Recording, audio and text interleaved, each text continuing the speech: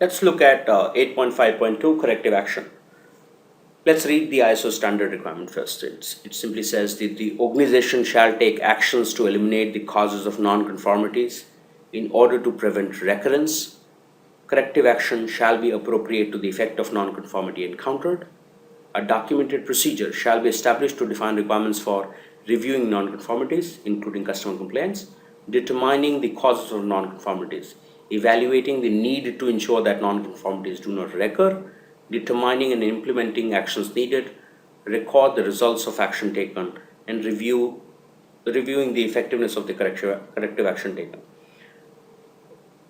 If you were to implement this, the need is very simple. It is simply saying that as an organization, you are required to eliminate the causes of non-conformities. Corrections will not help. You will need to work at killing the root cause of the non-conformities in order to prevent the recurrence. Corrective action shall be appropriate to the effects of the non-conformity. So you have to ensure that the corrective actions implemented are in keeping with the effect of the non-conformity. You must have a documented procedure. It is one of the mandatory documents. It is one of the mandatory documents that you must create as a part of your ISO 9001-2008 implementation.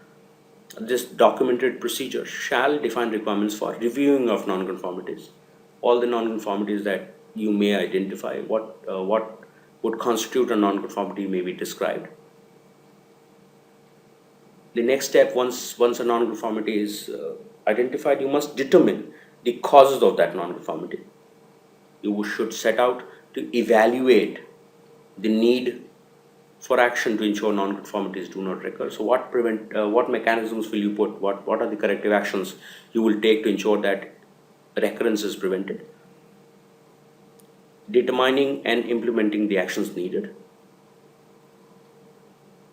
You should record the result of the action taken. So you have now implemented something. You should record the result of the action. And you should review the effectiveness of the corrective action taken. So one very, very important aspect of implementation of corrective action is education. You must educate your entire organization that one of the critical elements of ISO 9001 is about building a culture where root cause analysis is done for all non-conformities. Anytime there is a non-conformity, you must ensure that the organization understands that there has to be a causal analysis determining the cause of the non-conformity. Once a causal analysis is done, you must evaluate the need of actions. You must determine and implement those actions. You must record the results, and you must review the effectiveness. So one of the critical elements of the entire ISO 9001 auditing or implementation exercises, wherever, irrespective of what part of the organization it is, wherever there is a non-conformity, wherever you see some planned results not having been achieved, you must look out for, as an auditor, evidence of corrective action.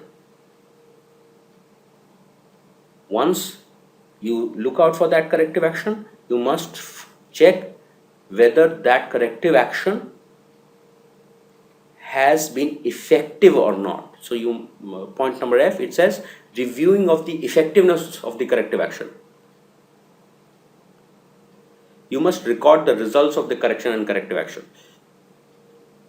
And like I was saying, one of the critical elements of ISO 9001 implementation will be that awareness that every element of a planned result necessitates that if a planned result is not achieved, a causal analysis is mandatory, and such causal analysis will be in keeping with the impact of that non-conformity. You must determine and implement actions that you need.